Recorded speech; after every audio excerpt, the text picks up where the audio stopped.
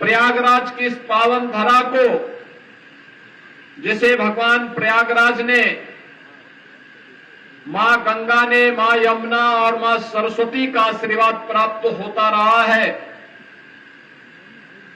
जहां से 100 जीवन की नश्वरता और सत्य की शाश्वतता का संदेश सदैव देता रहा है।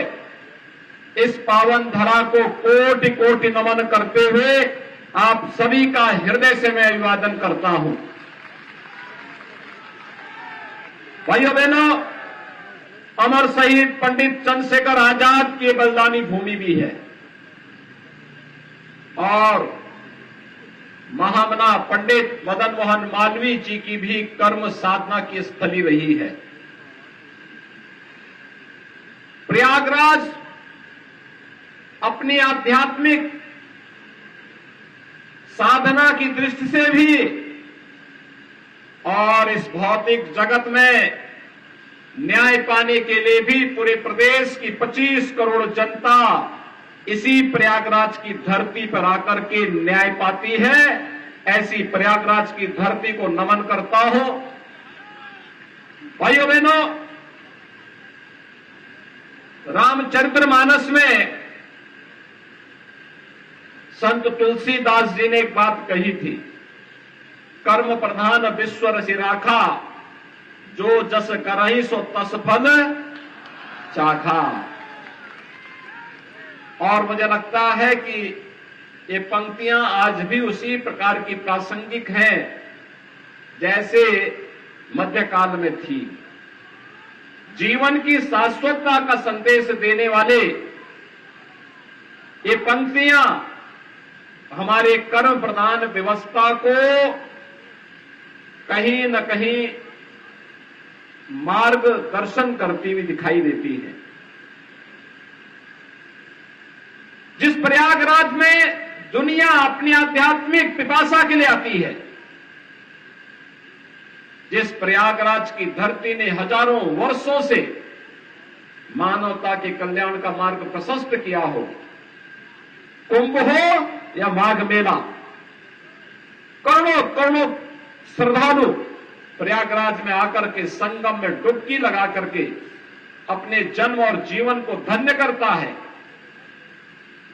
जहां पर अन्याय अत्याचार से पीड़ित मानवता आकर के न्यायालय की शरण में आकर के न्याय प्राप्त करने के विलासा से आता है, कुछ लोगों ने उस प्रयागराज की धरती को अन्याय और अत्याचार का शिकार बना दिया था, पापाचार का शिकार बना दिया था। लेकिन ये प्रकृति न किसी पर अत्याचार करती है और न किसी के अत्याचार को स्वीकार ही करती है, सबका हिसाब बराबर करके रख देती है। और भाइयों बहनों, आज मैं इसीलिए प्रयागराज की धरती पे आया हूं आप सबसे अपील करने के लिए। ये हमारा सौभाग्य है 2019 में प्रयागराज कुंभ को डबल इंजन की सरकार को एक यूनिक इवेंट के रूप में प्रस्तुत करने का अवसर प्राप्त हुआ था, भव्य और दिव्य कुंभ के रूप में प्रस्तुत करने का अवसर प्राप्त हुआ था। प्रयागराज का कुंभ यादगार कुंभ बन गया। उस समय नगर निगम का नेतृत्व श्रीमती अभिलाषा गुप्ता नंदी जी के नेतृत्व में यहां पर नगर निगम बोर्ड काम कर रहा था और बोर्ड ने अपने स्तर पर अच्छा प्रयास किया। और जब 2025 का कुंभ आएगा, 2025 के हमारा एक सामान्य कार्यकर्ता से लेकर के भाजपा के अध्यक्ष और अब महापौर की प्रत्याशी उस समय महापौर हो और उनके नेतृत्व में प्रयागराज महापौर की नेतृत्व में प्रयागराज कुंभ फिर दुनिया की भव्य और दिव्य कुंभ की साक्षी बन सके, इसके लिए आप सबसे अपील करने के लिए आज मैं प्रयागराज की धरती पे आया। भाइयों, प्रयागराज कभी निराश नहीं होने देता। ये प्रयागराज की धरती है, ये कभी सात्विक प्रवृत्ति को निराश नहीं करती है। मैं जानता हूं कि आपका आशीर्वाद यहां पर श्री गणेश केसरवानी को प्राप्त होगा, कोई संदेह नहीं।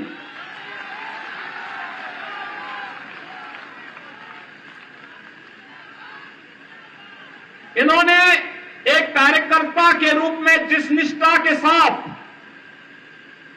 कार्य किया, और आज जब भाजपा ने एक अवसर दिया कि महापौर पद पर कोई भाजपा का एक सामान्य कार्यकर्ता चुनाव जीतने की सामर्थ्य रखता है, रखे, और उसे हम प्रत्याशी बनाकर के उतार रहे हैं। भाइयों बहनों, जब वे प्रत्याशी बनकर के आपके बीच में आए हैं, मैं देख रहा हूं प्रयागराज का एक एक कार्यकर्ता सहयोग करते हुए उन्हें महापौर प्रत्याशी के रूप में अपना प्रत्याशी मान करके चुनाव लड़ाने के लिए तत्पर दिखाई दे रहा है। और ये होना भी चाहिए।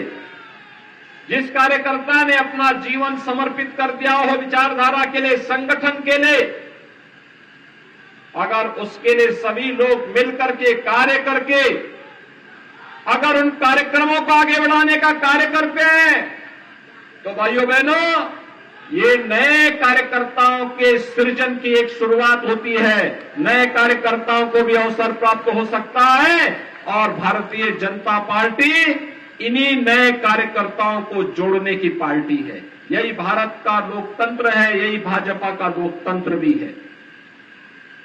आज भारत दुनिया के अंदर कह सकता है कि हम न केवल दुनिया के सबसे बड़े लोकतंत्र हैं, बल्कि लोकतंत्र की जननी भी है। लोकतंत्र को हमने पैदा किया है, ये भारत गर्व से कह सकता है। और वह तब जब प्रधानमंत्री मोदी जी के नेतृत्व में वर्तमान में वैश्विक मंच पर भारत की प्रतिष्ठा बढ़ी है।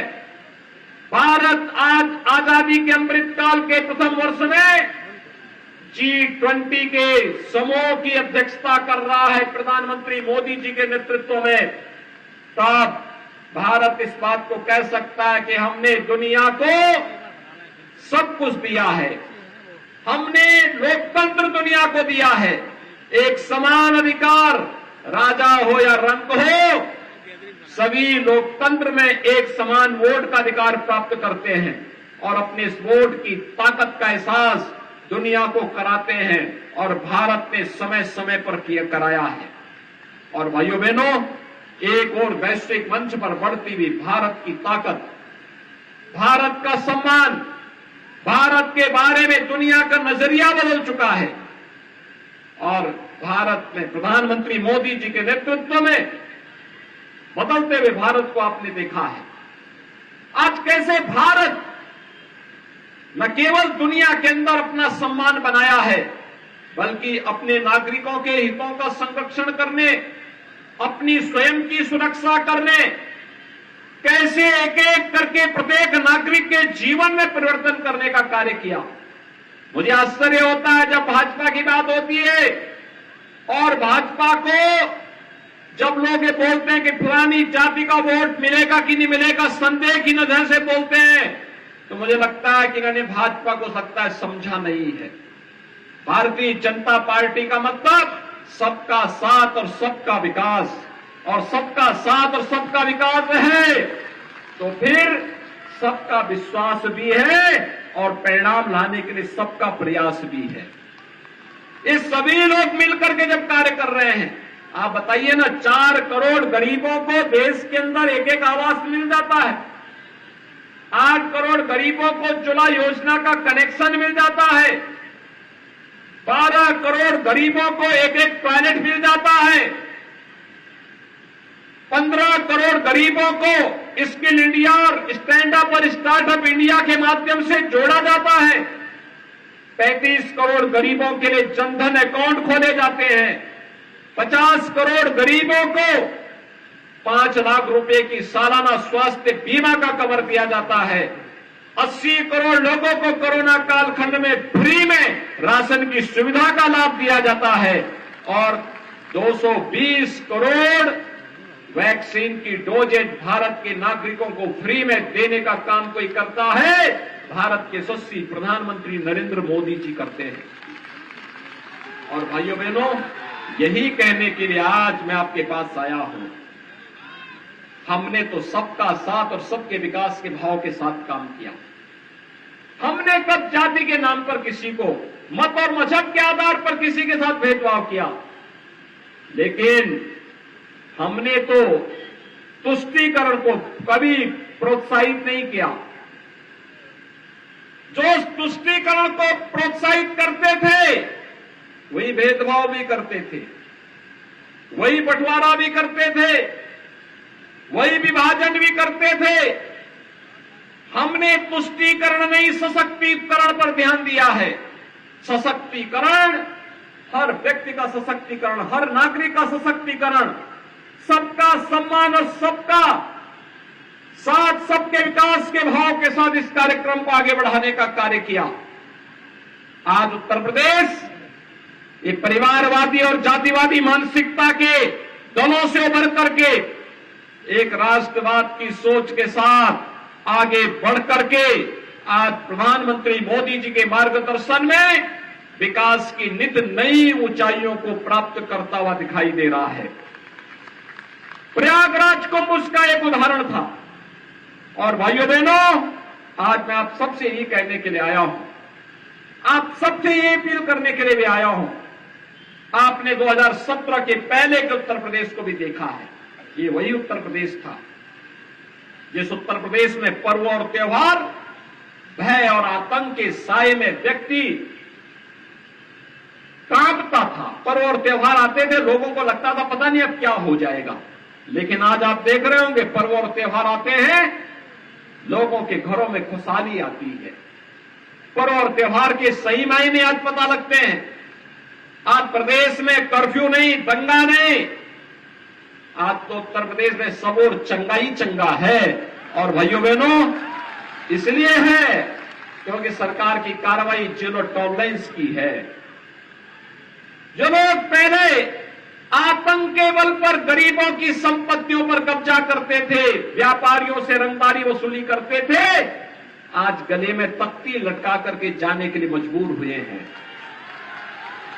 आज व्यापारी को कोई व्यापारी रंगदारी नहीं देता है। आज भाइयों बहनों, रंगदारी नहीं, आज तो हम व्यापारी को राज्य सरकार की ओर से व्यापारी कल्याण बोर्ड के माध्यम से 10 लाख रुपए की सुरक्षा बीमा दे रहे हैं। और भाइयों बहनों, यही नहीं, पीएम स्वनिधि योजना में स्ट्रीट वेंडर को भी आर्थिक स्वावलंबन की ओर अग्रसर बढ़ाने का काम हो रहा है। एक समय था 17 के पहले जब व्यापारियों से रंगदारी वसूली होती थी, आज रंगदारी नहीं, आज तो उसे स्वनिधि का लाभ और आज उसे व्यापारी कल्याण बोर्ड के माध्यम से 10 लाख का बीमा कवर देने का कार्य हो रहा है। भाइयों बहनों, 2017 के पहले हमारे शहर गंदगी के ढेर होते थे। आज तो प्रयागराज, अभिलाषा जी के नेतृत्व में इस बोर्ड ने प्रयागराज को स्मार्ट सिटी बना दिया। स्मार्ट सिटी आज नगरों में किसी भी प्रकार का सौदों का आतंक नहीं। आज तो हमारे नगर सेफ सिटी हो रहे हैं। बेटियां स्कूल जा सकती हैं, व्यापारी व्यापार कर सकता है। आज युवाओं के हाथों में तमंचे नहीं, क्योंकि सबको मालूम है कि तमंचे की कीमत क्या होती है और तमंचे की दुष्परिणाम भी क्या होते हैं। आज भाइयों बहनों, उत्तर प्रदेश के युवाओं के हाथों में टैबलेट है। टैबलेट 2 करोड़ युवाओं को हम लोग उत्तर प्रदेश में टैबलेट दे रहे हैं। ये टैबलेट उसके टैलेंट को टेक्नोलॉजी और ट्रेनिंग के साथ जोड़ करके उसकी प्रतिभा का लाभ उत्तर प्रदेश के लिए लेने की पूरी व्यवस्था की गई है। देश उसका लाभ ले ले। अभी हम लोगों ने ग्लोबल इन्वेस्टर समिट किया था।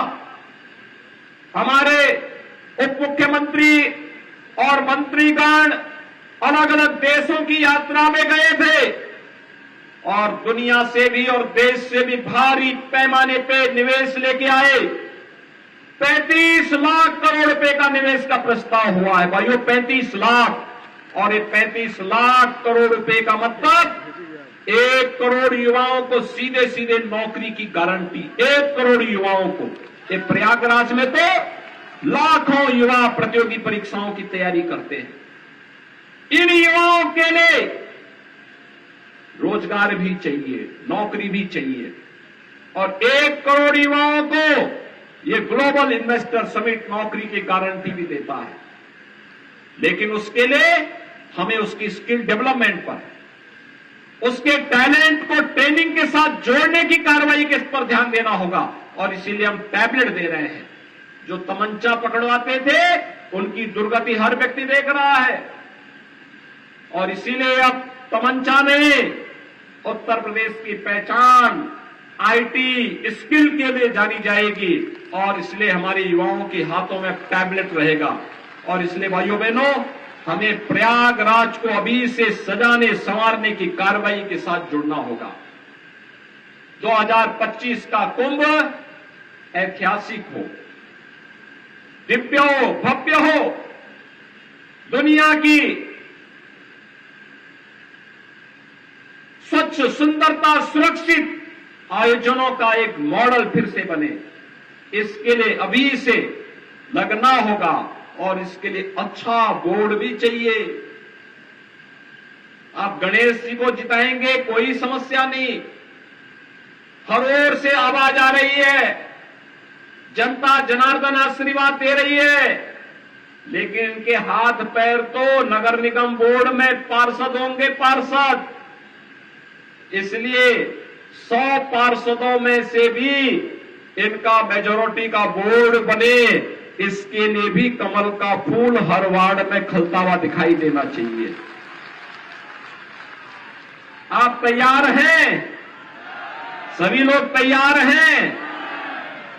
यहां पर केशव जी कैंप कर रहे हैं, यहां पर नंदी जी कैंप कर रहे हैं, यहां पर स्वतंत्र देव सिंह जी कैंप कर रहे हैं, यहां पे सिद्धार्थनाथ सिंह जी कैंप कर रहे हैं, हमारे 3 सांसद आपने यहां से दिए हैं, हमारे सभी विधायकगण और एमएलसी गण यहां पर कैंप कर रहे हैं, वरिष्ठ जन है, संगठन के पदाधिकारी हैं, इन सब का आशीर्वाद एक साथ प्राप्त हो जाएगा। इस दृष्टि से आप सबका आशीर्वाद भी चाहिए। सहमत हैं सभी लोग? गणेश केसरवानी जी के नेतृत्व में फुल मेजॉरिटी का बोर्ड बनाएंगे प्रयागराज में। और भाइयों बहनों, प्रयागराज में आप बनाइए, और हम लोगों ने माफियाओं की जो अवैध संपत्ति थी उस पर तोड़ करके जो गरीबों का आवास बनाए हैं, बोर्ड बनाइए। अगले महीने उस संपत्ति पर गरीबों को आवास आवंटन करने के लिए भी आने जा रहे हैं। यहां पर जो भी माफिया गरीबों की संपत्ति पर कब्जा करके ऐसे कब्जा करने का प्रयास करेगा, उसकी संपत्ति को ऐसे ही जब्त करके गरीबों के लिए आवास बनाने का काम सरकार करेगी। डबल इंजन की सरकार करेगी। हर गरीब को संरक्षण देंगे, हर शरीफ को, हर व्यापारी को सुरक्षा देंगे। लेकिन राज्य सरकार भ्रष्टाचार और अपराध में जीरो टॉलरेंस की नीति के तहत कार्य अपना अनवरत जारी रखेगी। इस विश्वास के साथ श्री गणेश केसरवानी जी के नेतृत्व में भारतीय जनता पार्टी के फुल मेजॉरिटी के बोर्ड को बनाने की अपील प्रयागराज वासियों से करता हूं। और भाइयों बहनों, ये तब संभव, आप सभी लोग करने के लिए जाएंगे। पहले मतदान, फिर जलपान। तैयार हैं? करेंगे भी और लोगों से करवाएंगे भी ना। मतदान करवाने के लिए तैयार रहने के लिए आपसे अपील करते हुए वाणी को यहीं पर विराम देता हूं। आप सब एक बार गणेश जी के और पार्षदों के समर्थन में यहां पर मेरे साथ बोलेंगे, भारत माता की, भारत माता की, भारत माता की। पटेल जी